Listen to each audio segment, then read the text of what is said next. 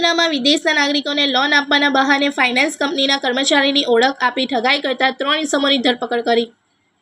Cyber crime સંબંધિત વિદેશના નાગરિકોને લોન આપવાના બહાને નાણાકીય છેતરપિંડી કરતા ગુનાઓ અટકાવવા તેમજ શોધી કાઢવા વડોદરા શહેરના પોલીસ કમિશનર નરસિમ્હા કુમાર તેમજ પોલીસ અધિક કમિશનર લીના પાટીલ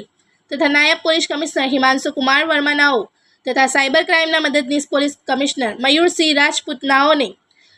જરૂરી સૂચનાઓ મુજબ સાયબર ક્રાઇમના ગુનામાં સંડોવાયેલા 3 આરોપીઓને પકડી પાડતી વડોદરા શહેર પોલીસ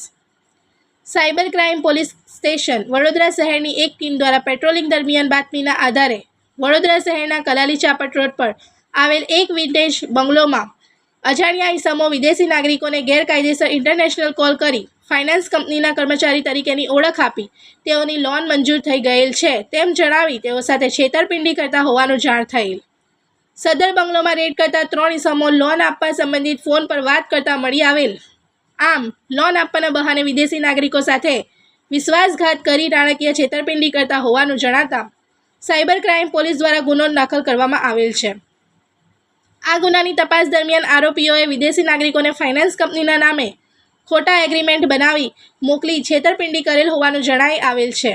જે દરમિયાન ખોટા દસ્તાવેજો અને કિંમતી જામીનગીરી બનાવવા અંગેની કલમો BNS 336(2), 336(3), 338, 340(2) નો उमेरो કરી धरपकड़ કરવામાં आवेल છે।